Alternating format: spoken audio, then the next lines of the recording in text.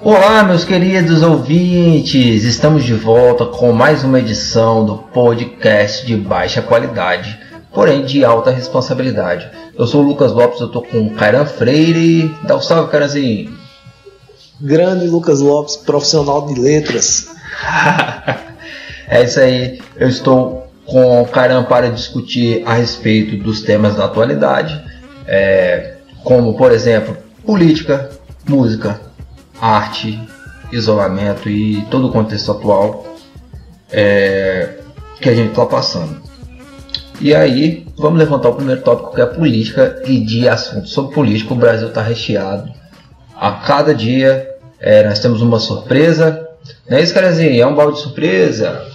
É isso mesmo, com certeza. Rapaz, de uma coisa a gente não morre no Brasil, que é de tédio. Porque se você correr, você se informa. E mesmo que você não queira, as notícias acabam chegando e não tem jeito, né? A gente vai tentar resumir um pouquinho hoje, mas é muita coisa para falar. Bastante coisa mesmo. É verdade.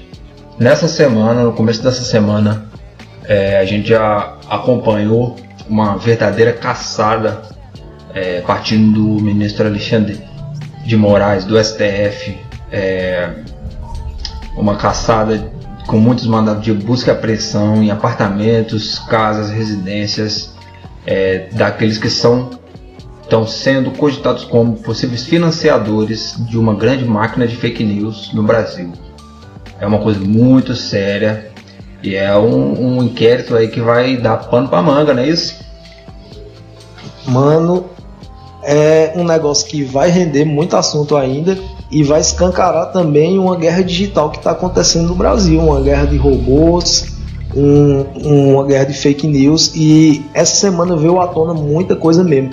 E logo de cara, para dizer logo, essa galera, essa direitada aí, esse pessoal aí que tem essas ideias tronchas, eles estão em choque, porque a justiça caiu para cima deles, como já era de se esperar, né? Porque uma hora eles iam ter que pagar por tanta difamação, por tanto mau uso das redes sociais, enfim.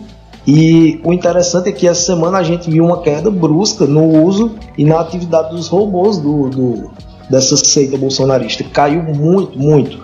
E, coincidentemente, veio a cair justamente no dia que aconteceu e que foi deflagrada essa operação. Olha só que coincidência, que camarada. Coincidência. Você acha que isso é coincidência? Tá vendo só que coisa, né? O que será que aconteceu? Eu não sei, meu amigo Cairan também parece que não sabe, ninguém sabe, né?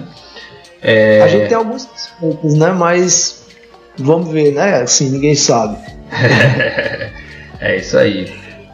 Bom, a gente tá falando de mandato de busca e apreensão em grandes figurões aí da direita brasileira, da ultradireita, né? Da extrema direita, como por exemplo, Velho da Van, que é o Luciano Hang. Temos também Sarah Winter, a feminista, eu não sei como é que eu defino ela, feminista conservadora, ultradireita, nazi, feminista, não sei como é que eu defino, mas após a recolhida ali do seu material, do seu notebook e do seu celular, Sarah Winter ficou possessa, foi para a rede, não sei como, né? Parece que ela não tinha mais acesso à rede social, de uma hora para outra ela entrou no Twitter e começou a ameaçar de uma forma rigorosa o ministro do STF, Alexandre de Moraes, falando que ele iria se arrepender do que ele tinha feito. Principalmente porque provavelmente no celular dela devia conter algumas fotos, algumas mensagens, fotos dela em comemorações ousadas em Ubatuba, etc. Então, e o cerco vai se fechando, né? Cada dia que passa vai se fechando e ele parece que vai fechar nos filhos do Bolsonaro. Parece que o cerco vai terminar lá no Vivendas, né? Porque tudo indica que as operações levam para um gabinete que é financiado com dinheiro, tanto público como de empresários, empresários que fazem desserviço para o Brasil por estarem financiando isso. E que bom que já houve uma reação de resposta a essa má imprensa e essa má informação, que é justamente as plataformas que vêm investigando os sites que propagam fake news e avisando as empresas que vêm patrocinando esses sites para que retirem os anúncios justamente porque é investir em informação falsa, né? E isso aí é o que a gente menos precisa agora, no momento de crise que a gente vem vivendo. E eles estão com medo, sim, porque parece que o cheiro tá vindo lá do Vivendas da Barra, viu, mano? Tudo indica que Carluxo e os camaradas robôs, velho. Acredito que esse pessoal, eles armaram toda uma infraestrutura, uma engenharia, para tanto se blindarem e como também para favorecerem a parte do governo, fazerem promessas que não existem, como por exemplo a gente fez esse caso aí dessa substância aí que eles acham que é milagrosa, mas que na verdade se provou ineficiente, né? E exatamente. O cerco vem se fechando. E com essa fechada do cerco também vem a forçação de barra por parte deles, querendo vir falar de ruptura com a democracia, né? A direita está toda se desesperando agora e vindo falar em escalada golpista, em ruptura da democracia. Eu queria que você me falasse, Luquinha, se eles vão conseguir fazer isso aí ou não. Olha, cara... medo, mas, sua opinião? Bom, cara, a gente tem que saber antes de tudo que não é uma disputa, não é uma briga entre um vereador de uma cidade do interior e alguém da direita, não, cara. Quando se trata de STF, se trata de nomes fortes, sabe? Assim, é óbvio, eu não gosto do Alexandre de Moraes, é claro, mas ele com certeza é um cara poderoso, sabe? O STF tem ministro de alta patente, né? Enfim, cara, eles estão sofrendo perseguições pessoais, né? A família deles, inclusive. Você vê que, por exemplo, pessoas como William Bonner, né? Que é óbvio que fez um serviço também para a direita, sofrem atualmente perseguições pessoais né, a nível de família, etc. Senão está muito confuso, um negócio muito preocupante. Está muito fragmentada essa luta aí. Agora, enquanto o bumbum do Bolsonaro tá pegando fogo, eu tô rindo. Pra mim, tô nem aí, meu amigo. Uma coisa que eu queria comentar também, velho, que não consigo passar em branco sem ver, é a pobreza estética do bolsonarismo. Certo. Eles são muito ruinzinhos de arte, viu? Eles são muito ruinzinhos pra fazer isso. Eles podem ser bons pra mobilizar ali quem eles acham que é dentro do nicho deles, enfim, dentro do que eles acreditam, que infelizmente ainda é uma boa parcela da população brasileira. A gente também não pode fechar os olhos e achar que não existe essas pessoas. Elas colocaram ele lá, né? Independente de toda a conjuntura. Mas a pobreza estética é visível, entende? Eles apelam para coisas que são muito antigas, que são muito, enfim, fora de moda, inapropriado para o momento que a gente vive agora. E isso é assustador. A gente vê, por exemplo, a apropriação de estéticas de outras coisas que não tem nada a ver com essa direita, porque parece que há falta de criatividade imensa em produzir alguma coisa que realmente atrai as pessoas, entende? Não, entendo. Nesse momento que eu tô conversando com você, eu tô olhando aqui para uma foto do Bolsonaro com uma máscara, com ele pessoalmente. Me diga quem é que faz uma coisa dessa. Feita de stencil, e tô vendo aqui o quão brega eles conseguem ser, né? E se apropriarem também de estéticas como o Vaporwave, né? Isso. E tendências da atualidade. Olha, cara, antes da gente avançar um pouco aí no nosso podcast, você que tá ouvindo aí, por favor, mande sugestões aí para as próximas edições. Eu gostaria, cara, de falar sobre a fala do governador do Rio de Janeiro, Wilson Witzel, do PSC. A fala onde ele diz que esse fascismo não irá avançar pelo Brasil.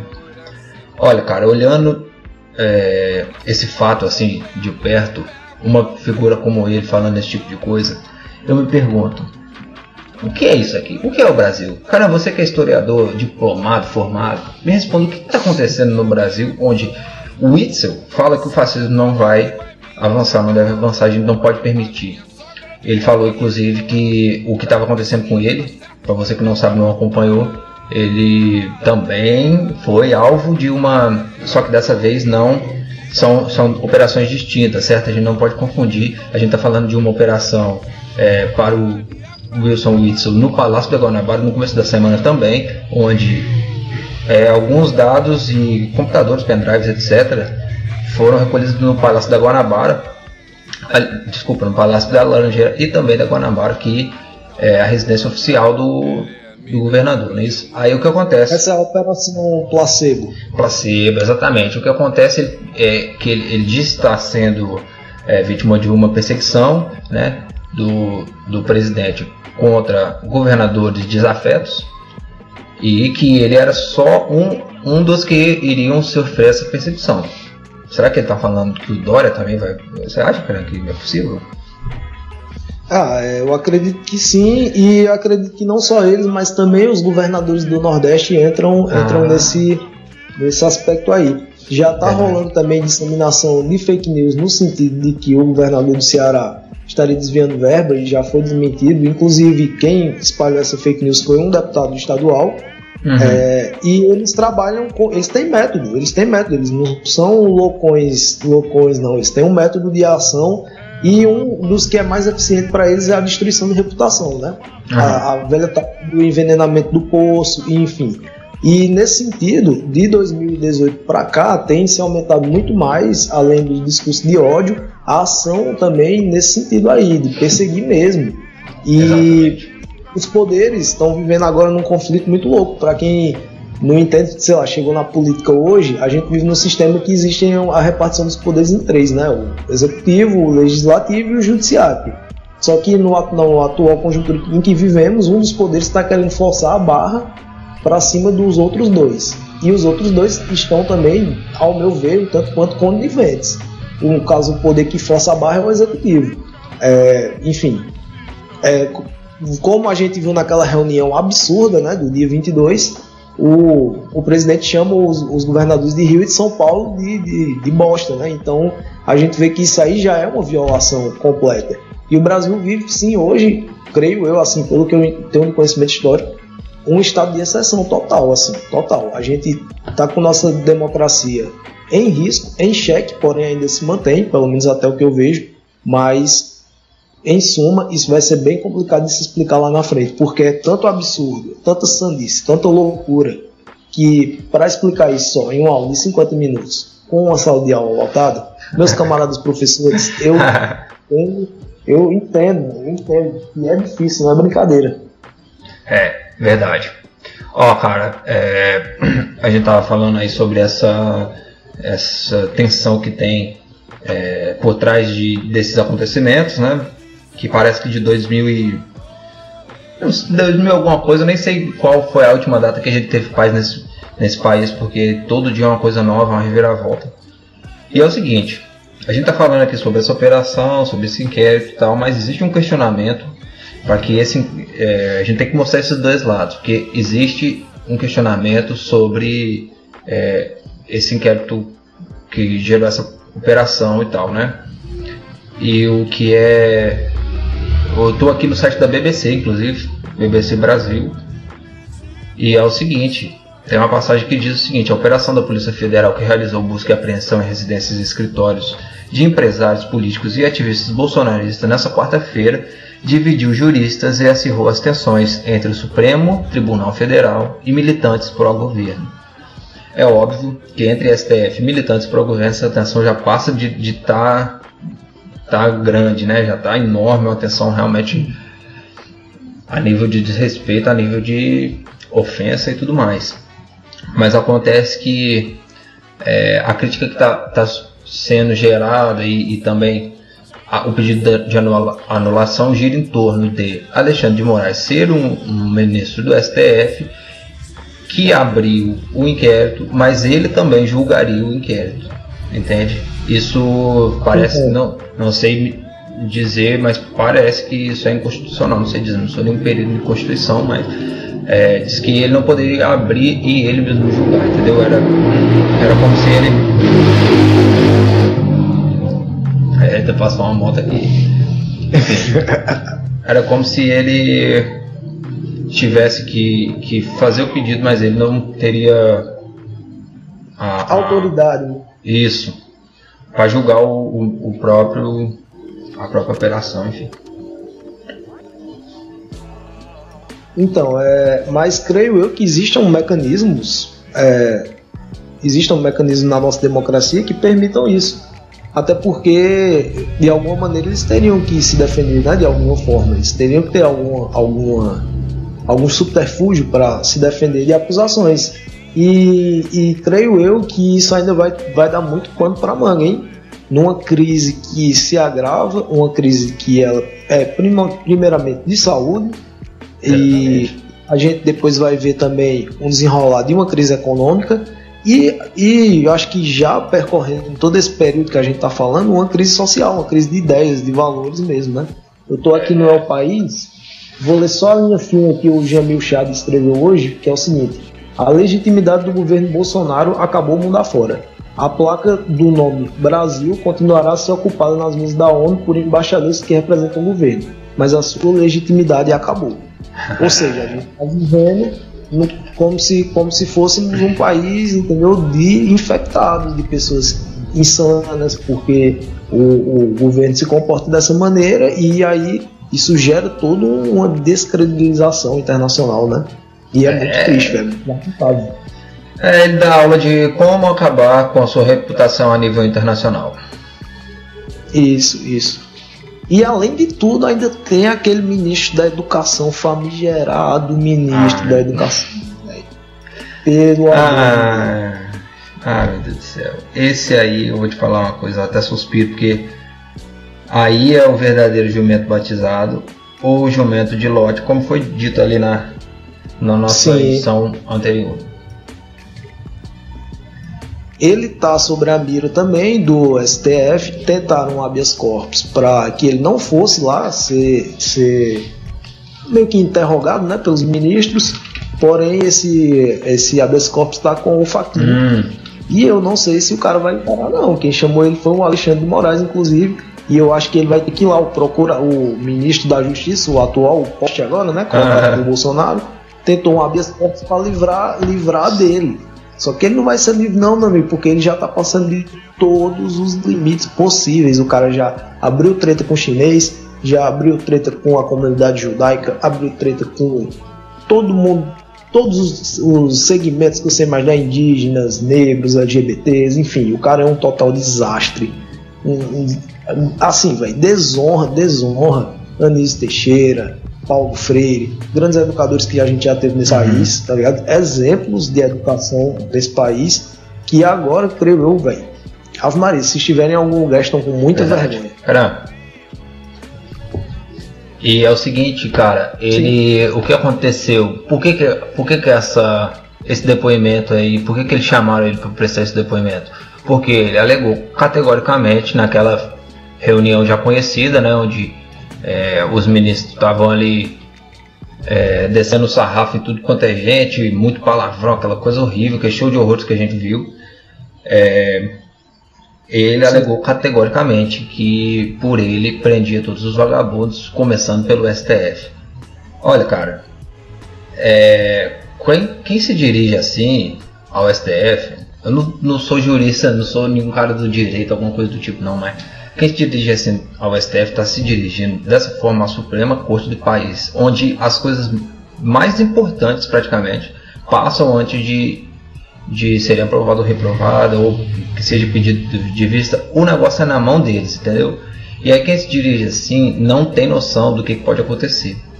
E aí, como está na mão do Fachin, e o Fachin já vem se posicionando contra o governo há um tempo, o bicho vai pegar. E é merecido, porque isso aí é comportamento de adolescente, é um idiota, é um jumento batizado, eu não sei, falta adjetivo para desqualificar. Falta adjetivos e falta de É isso aí, o negócio tá tão sério, cara, que eu tenho assistido vídeos como daquele idiota completo, daquele Arthur do Mamãe Falei, mas ele fazendo críticas ferrenhas ao governo Bolsonaro, e eu me pergunto, que país é este? Vejo o próprio, aquele Kim idiota também, Kim imbecil do MBL, fazendo críticas ferrenhas, duras ao governo, e eu também me pergunto, que país é este? E... Não, desculpe interromper, mas é porque me trouxe uma lembrança agora muito pitoresca também, que foi, esses dias me paro, vendo uma live no DCM, com Alexandre Frota. Meu Deus do céu. E não entendi mais nada. A partir daí não entendi mais Alexandre nada. Frota que nessa semana trocou sua imagem de perfil por símbolo anarquista do Facebook. Aí você se pergunta que porra de país é esse, meu amigo? Como já diriam os fãs do Legião Urbana ali no ao vivo, é a porra do Brasil. Então... é a porra do Brasil. Eles sempre estarão lá para falar essa frase. E aí, né? Por falar em música, já que a gente tratou aqui... Vamos tocar o barco, né? Vamos já que citamos aqui os garotos de Brasília, vamos falar um pouco de música, né? Vamos falar um pouco de alguma coisa que possa nos tirar desse clima de isolamento e tensão política que está rodeando o nosso Brasil, porque o negócio tá sério, pessoal. Olha, vou atualizar vocês dos dados aqui, sabe, de vítimas da Covid-19. O negócio está, sabe, está muito sério. Olha só, pessoal, nós temos hoje, nessa data de hoje, 29/5, 26 mil mortes. 26.901 mortes, cara. Os casos confirmados no Brasil beiram os 445 mil. O negócio tá sério. Aqui no Ceará nós estamos com 37.821 casos confirmados e 2.633 mortes no estado do Ceará. Comentários, cara? Cara, é até estarrecedor a gente imaginar números tão altos, mas é de esperado o Brasil um número bem alto. E isso é o que está entrando nas estatísticas. A gente sabe que os números provavelmente são maiores. E me preocupo essa saída agora do isolamento. Certo que vai ser uma saída lenta e gradual. Porém, as pessoas, será que elas vão ter maturidade para entender isso? Será que elas não vão ser afobadas? E já querer todo mundo sair de uma vez e querer, entendeu? E pipocar? Eu tenho medo, sinceramente, disso. E penso eu que aqui no Ceará a gente vai levar mais ou menos uns 50 dias para sair do isolamento total, né? E se sairmos, também tem isso. Mas por hora a gente vem conseguindo diminuir o nosso número de contaminação e parece que a coisa vai começar a cair agora aqui no Ceará. É isso aí. Pelo que vi hoje, é um estado que vem tendo as melhores respostas ao processo, tanto em testagem como em número de recuperação também. Certo. E aí é lamentável, né, cara? 23 mil vidas, isso. né? 26 assim, mil, cara. Pensar que poderiam ser um número bem menor se as medidas tivessem sido tomadas de maneira mais séria, de maneira mais eficaz. Só dando um exemplo a nível de mundo, quem tiver curiosidade de ver o que é uma gestão eficaz, dá uma olhada na gestão da primeira-ministra da Nova Zelândia, cara, a Jacinta alguma coisa. Exemplo, a Nova Zelândia já saiu da quarentena, eles tomaram as atitudes muito antes de vários países, antes mesmo de ter nenhum caso, 0 casos, eles já estavam em isolamento e, enfim, medidas altamente eficazes. Fica aí a deixa para vocês verem, se formarem a respeito desse procedimento que está acontecendo na Nova Zelândia. Muito bem. Olha, é claro que o ouvinte pode chegar e falar: ah, mas tem que ver que a realidade da Nova Zelândia é muito diferente da do Brasil. Tudo bem, pessoal.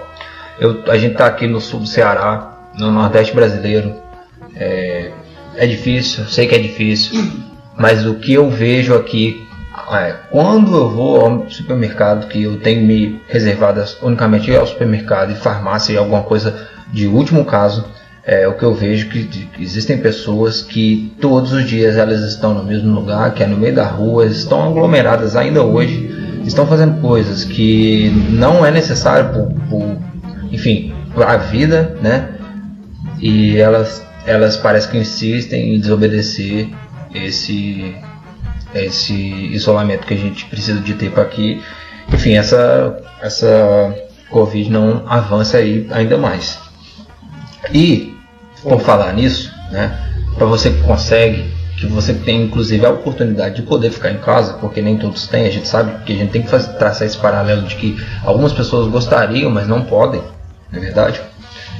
E para você que consegue, você pode ter essa oportunidade de ficar em casa, eu gostaria de indicar hoje, juntamente com o meu querido amigo DJ Caranzinho, algumas coisas para você estar ouvindo, vendo aí, para matar o tempo, para tudo ficar mais tranquilo. Caranzinho, algo a falar aí, querido? Eu queria começar indicando um filme, certo? E depois ir para a parte musical, que é a parte que a gente tem mais domínio, né? O filme que eu queria indicar para você, meu camarada Luquinhas, e para os ouvintes aqui do nosso podcast de baixa qualidade, é o filme A Viagem de Chihiro, que é um filme lançado no ano de 2001 e produzido e dirigido pelo Hayao Miyazaki, que é um japonês, diretor de cinema e de animação, que eu posso dizer para você em uma única frase: se garante demais. Massa. Cara, o filme é sensacional, creio que você já assistiu. Sim, cara. Inclusive não sou fã, desculpa, cara, não sou tão fã de anime, não sou um consumidor de anime, enfim, dessa cultura visual oriental, assim, tão assíduo. Porém, esse filme eu assisti e foi um filme que marcou, e quem não assistiu realmente pode assistir, viu? E se a nossa recomendação não for suficiente, o filme foi vencedor do Oscar de melhor animação. O filme tem 97% de aprovação no Rotten Tomatoes, que é aquele medidor online. E assim, eu acho que para esses momentos que a gente está passando agora de isolamento, muitas vezes de solidão, de solitude também, é um filme massa demais para você ver agora, porque ele mergulha de cabeça nessa questão do autoconhecimento e do amadurecimento. A personagem, a Chihiro, é um personagem muito massa e o filme se desenrola de uma maneira bem legal, e se você tem um olhar atento, você vai ver que ali tem uns easter eggs espirituais muito bacanas, velho, de purificação, de como as energias transmutam e se tornam outras coisas. E é um filme que eu recomendo demais, assim, é uma jornada bem massa. Diria e arriscaria dar o palpite, Luquinhas, de que é o Alice no País das Maravilhas japonês. Que coisa interessante. Olha a informação aí pra você, a comparação que você quer aí entre o Oriente e o Ocidente. Toma, é isso que a gente traz pra você. Isso aí. Exatamente. Ficou curioso, vê o filme, depois vem aqui e comenta o que achou, se achou bom, se não gostou. Mas eu acredito que esse filme você vai gostar, é uma animação. Se você não curte muito essa perspectiva aí de arte, abra seu coração, porque essa daí vale a pena realmente. Muito bem, muito bom. E a nível de música, assim, cara, algum tipo de indicação aí para o nosso querido amigo ouvinte? Sim, eu tenho duas indicações, que é no sentido da música rap, que é uma música que a gente escuta, uma música da rua, uma música que o jovem também gosta bastante, e dois trabalhos que foram lançados durante a quarentena, durante o isolamento social. Dois trabalhos que vieram lá da sua terra, né? A terra do pão de Minas Gerais. Oh, Minas Gerais. Então, vamos de Djonga, Histórias da Minha Quebrada. Se você quiser também comentar rapidamente sobre esse disco. Olha, Djonga, Histórias da Minha Quebrada, disco marcante. Olha só, cara, Minas Gerais tem uma banda chamada Sepultura, que ela é considerada uma das maiores bandas, tanto pela parte lírica quanto pela parte de conseguir uma sequência de álbuns de alta qualidade. E é óbvio que o Djonga também consegue fazer isso. Ele vem já de Heresia, vem do Menino que Queria Ser Deus, ele vem de Ladrão e agora fechou a tampa do caixão com esse Histórias da Minha Quebrada. Cara, beats sensacionais, letras sensacionais. Ele vem com o lance do canto mais evoluído, assim, ele tá com um timbre melhor, assim, uma coisa mais definida, mas nunca abandonou aquela coisa da rima, né, de fazer brincadeiras com palavras. Eu que sou da letras, eu acho muito interessante essa parte dele, que o jogo de palavras do Djonga é sensacional, cara. Muito bom mesmo, viu? É isso. Muita referência pesada, muita referência, muita questão de identificação mesmo com o povo, tá ligado? Eu achei original demais. E a capa sempre com estética chocante, porque eu acho que nesse sentido aí os rappers de de BH dialogam demais com a cena do metal, que é na estética, tem tudo a ver, assim, a onda de ser mesmo do enfrentamento. Isso. E na sequência, logo pegando o embalo, FBC, velho, e Isa Sabino, Best Do. Cara, esse disco é uma recomendação que eu lhe faço também, camarada. Escuta esse disco porque eu sei que você é o cara que curte o trabalho dos beatmakers. Nesse disco aí eles trabalharam demais. Olha, FBC com certeza é um grande nome do rap nacional. E ele vem, enfim, se superando. Aquela outra mixtape dele e o álbum também eu escutei muito. E super recomendo para todo mundo que não conhece o trabalho. Tanto o FBC e carreira solo, tanto o Djonga, a Clara Lima, todo esse pessoal, quanto eles todos reunidos no DV Tribo, que foi uma obra-prima, é uma dos maiores grupos assim, coletivos de rap que eu tenho notícia e que com certeza passaram por aqui.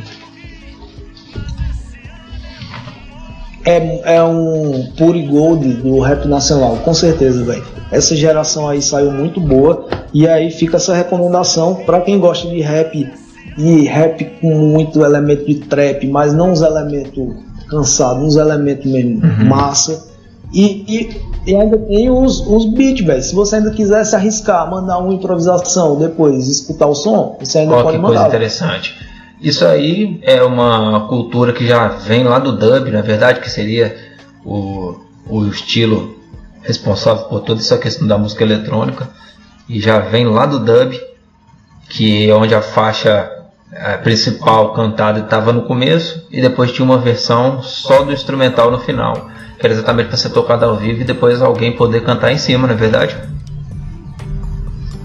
Com certeza, eu acho que isso é um tema que daria muito pano para manga. Vamos abordar aqui, hein? Vamos abordar aqui no nosso podcast, Dub Music. Vamos falar demais, porque são vários caminhos que a música jamaicana foi tomando, e hoje em dia a gente vê que tem influência de música jamaicana no mundo inteiro e de diversas maneiras, tanto da parada ser urbana das cidades europeias, como ser totalmente espiritualizada, voltada para uma mensagem de África. Enfim, é um negócio que caminha por todo lado e também está no rap, né, no trap, como a gente vê, por exemplo, N influências nesse sentido aí. Verdade. Olha, eu vou aproveitar também para fazer uma indicação aqui de música, tá? Só que não de uma música nova, assim, contemporânea e moderna, mas de uma coisa um pouco mais antiga, que é um instrumentista de jazz que eu tenho escutado muito, que é o James Smith. The Sermon, muito bom, excelente. E um outro álbum também que mistura jazz com música brasileira, que se você não conhece, você tem que conhecer para entender muita coisa que aconteceu aqui na música do Brasil, que é o Stone Flower do nosso querido amigo Antônio Carlos Jobim. Cara, escutem esses discos, por favor, pessoal, para vocês se inteirar um pouco de música antiga de boa qualidade. É um ótimo de você colocar, você arrumar a sua residência, entendeu? Você, por exemplo, tomar um banho, fazer um processo na sua casa, entende? Tá escutando uma ótima música, uma excelente música. Duas recomendações excelentes. Valeu, obrigado. Gostei. E nossos ouvintes, inclusive, podem também mandar recomendações aqui através dos comentários. E também, se quiser falar com a gente, vamos deixar também o telefone para contato e o Instagram, caso vocês quiserem entrar em contato. Então,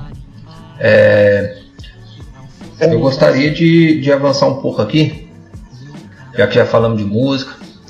Gostaria também de indicar um trabalho, um documentário, aliás, extenso, documentário duradouro e que está sendo cogitado como um dos mais populares dos nossos dias, que é o Máfia dos Tigres, que está na Netflix, conhecido em inglês como Tiger King. Cara, que documentário. Cara, assim, você que não assistiu, assista também, porque o negócio é sério, meu querido. Negociação de tigres, libertação animal, crimes encomendados, julgamentos, etc. O negócio é realmente muito cheio de informação e faz a gente refletir sobre a questão de animais em cativeiro, sobretudo. Então, pessoal, Tiger King tá lá na Netflix, se vocês quiserem escutar, se vocês quiserem assistir, façam isso. E se quiserem escutar os sons que a gente indicou aqui, vai estar disponível aí na plataforma YouTube, ali através dos comentários da descrição, para vocês abrirem os links, beleza? Cara, assim, vamos chegando aqui à parte final aqui, velho. Tratar do eu, tratar da espiritualidade, da questão interna. O que você me diz a respeito? Sim. Nesse sentido, eu penso que as pessoas têm percebido, pelo menos quem lida com isso, quem tem uma afinidade maior com isso, que ultimamente não está sendo fácil, está difícil e em diversos aspectos. No energético também tá, mas aí é o momento do fortalecimento, velho, porque né, nessas horas que a gente vai sendo testado, né, para ver quais são os nossos limites também. E tipo, beleza, se você tiver já chegado ao seu limite, nós também já chegamos, mas vamos segurar mais um pouquinho, velho, que eu acredito que tá passando. Não vou dizer a você que depois que a gente passar por isso vai ser fácil, porque eu acredito que não vai ser, mas as energias elas transmutam, os pensamentos eles vêm, e é aqui que a gente sempre conversa. Esses momentos, não tá mais escuro, é porque vai clarear, velho. É o momento que vai clarear logo em sequência, né? Esperamos que sim, cara, porque não tá nada fácil, viu? Nada fácil. Se tratando dessa questão da espiritualidade, eu queria falar também um pouco sobre a questão da ancestralidade. Eu falo isso porque alguns dias atrás nós tivemos um episódio lamentável que está tendo um desdobramento com impacto muito grande nos Estados Unidos, que foi o assassinato, certo, do George Floyd lá em Minneapolis. Sim. Provavelmente todo mundo já está acompanhando esse caso, e eu falo sobre a ancestralidade porque durante uma gravação ali pelos protestos numa TV nacional lá dos Estados Unidos, enfim, uma menina devia ter seus 15 anos, ela afirma o seguinte, que ela já tinha enterrado 3 irmãos dela e que o povo dela está sofrendo por ter a pigmentação de cor que tem há pelo menos 3.000 anos e que está cansado, ou seja, o povo negro está cansado de ser assassinado e que o povo venha pedir calma e que tá tudo bem, não foi intencional, inventando desculpa, alguma coisa do tipo. É uma coisa que já está entalada no pescoço há muito, muito tempo. E, por exemplo, um caso como esse faz a gente pensar, né? Como isso está sendo visto, né? A gente analisa o discurso de ódio, então, que tem crescido não só no Brasil, e nesse sentido, a gente sabe que não acabou, mas que o enfrentamento também não acabou. A gente tem várias construções queimadas, supermercados sendo saqueados em Minneapolis como resposta a esse assassinato. Algum comentário, cara? Acontece lá e acontece aqui também. A gente viu semana passada, né, que mais um jovem foi vítima de bala perdida no Rio de Janeiro, e é uma coisa que infelizmente é triste demais, é bizarro também, porque você imagina que isso vem acontecendo e vem sendo recorrente no Brasil, né? Não só no Brasil, a gente sabe que a América inteira vai ter essa chaga durante um bom tempo, que foi motivado por um processo histórico massacrante, um processo de conquista, um processo de escravização dos povos, e que ainda hoje tem reflexo. Passo de saber como enfrentar e qual vai ser a maneira da gente não se autodestruir no meio desse processo de enfrentamento também. Entende? É verdade. Porque isso vai tirando a vida da pessoa aos poucos, cara.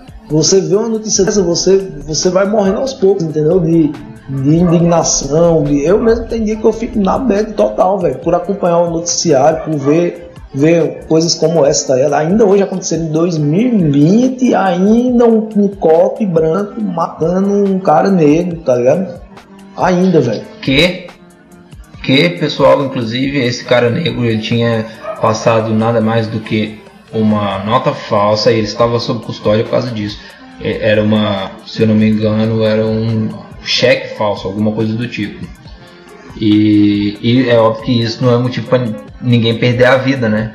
Isso. Quantos e quantos aí desviam bilhões, roubam da educação, roubam do dinheiro público e não acontece nada, aí a pessoa vai e passa algum cheque sem fundo, alguma coisa do tipo, porque precisa de se alimentar, né? Porque tinha família, né? Ele era um cara que tinha família, ele era tratado por todo mundo como um cidadão muito amável, né? Que era forte, que era grande, forte, mas que era amável, amoroso. Então não era aos olhos da sociedade ele não era nenhum perigo, nenhum perigo em potencial. Porém ele foi, além de ter sido imobilizado naquela cena de que ele falava que não conseguia respirar, mas ainda assim os policiais continuaram, ele enfim, foi assassinado e gerando toda essa onda de protestos aí que já duram 3 dias. A gente tá quase vivendo uma distopia, velho. Você falando aí, eu tava me lembrando, até fica a recomendação também para quem não viu, o Conto da Aia, que é um seriado Sim. que fala bastante, assim, dialoga muito com o tempo presente, apesar de ser em uma distopia onde meio que tudo deu errado, mas dialoga muito, tem muitas pinceladas, entende, na nossa sociedade. É verdade. Seguimos, camarada. Seguimos. Nós não vamos deixar essas paradas aí nos abater, velho. Entende? Nos abater no sentido de tirar a gente da luta diária. Exatamente. Vamos continuar aí de cabeça erguida. Isso, purifiquem seu corpo, purifiquem sua casa, mantenham a energia positiva circulando dentro dos seus lares. É verdade.